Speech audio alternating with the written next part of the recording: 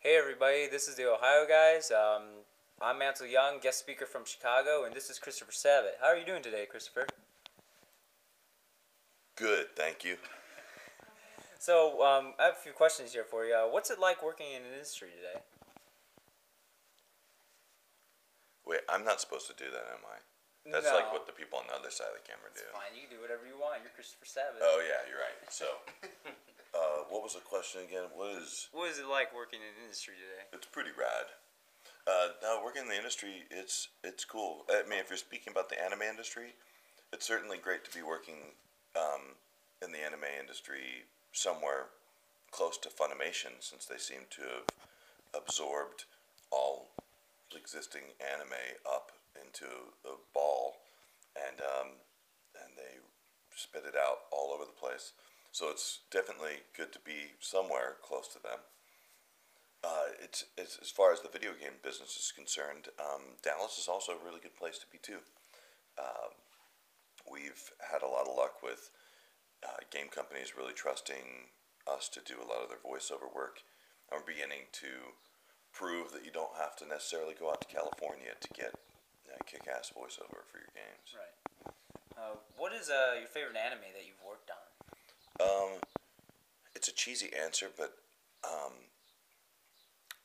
my favorite anime that I've ever worked on, the one I've known the best, is Dragon Ball. But I'd say recently, Panty and Stocking featuring Garter Belt is the most ridiculous thing I've Yeah, ever it's worked on. pretty hilarious. That is a strange, strange show.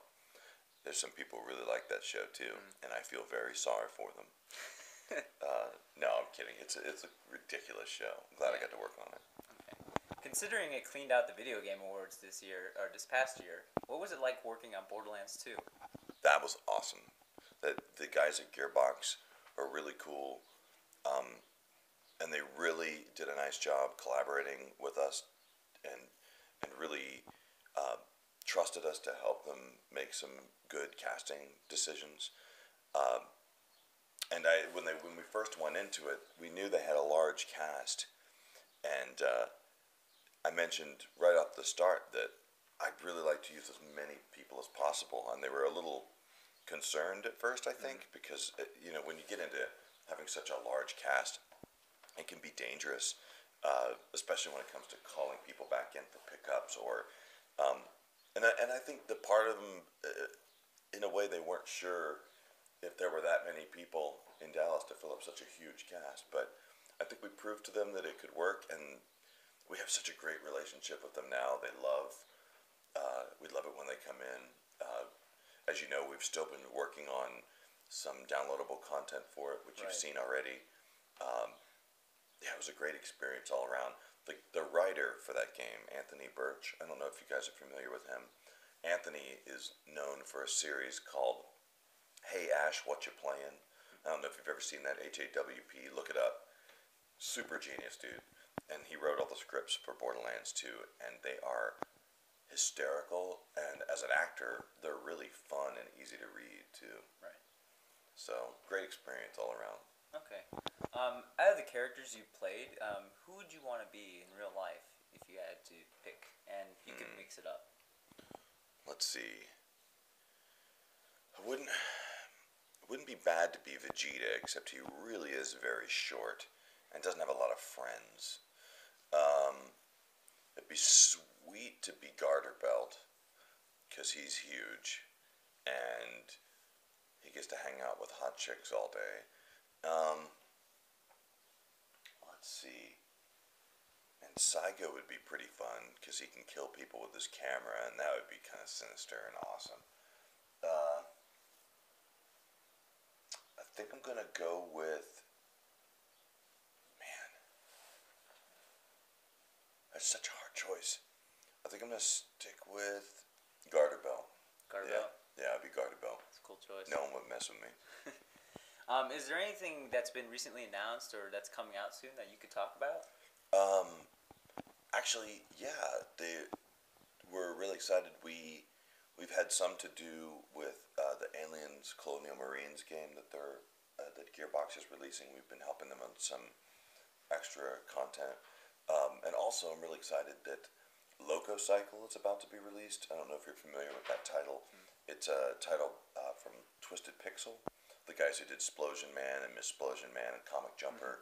They have a new game that's called Loco Cycle, and I don't know how many of the details have been released, but it's ridiculous. I don't know exactly how much they've said yet, so I have to be a little careful. But keep your eyes open for Loco Cycle because it's.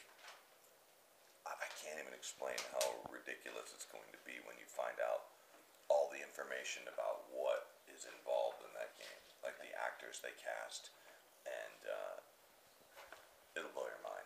Okay. Now, what is it like being the founder and director at Okatron 5000?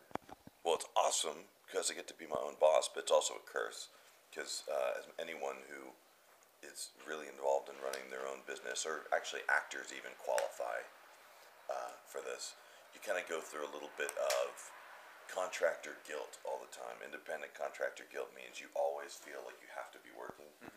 So sometimes I envy people with just the 9 to 5 job that they know they can go to every single day, super consistent, really boring.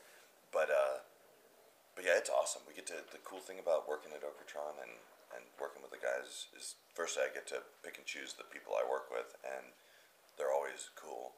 Right. And secondly, we get to do something different almost every week. So yeah, it's neat. It's also nice because we get to diversify. We also do music, and we also do sound effects for games. We do 5.1 mixing. We do a lot of different stuff. Wear a lot of different hats, and hats are great. Like this one. Yeah, definitely. Hats. Now, last question. Do you have any fan pages on Facebook or any other social media networks? Yes, I do actually.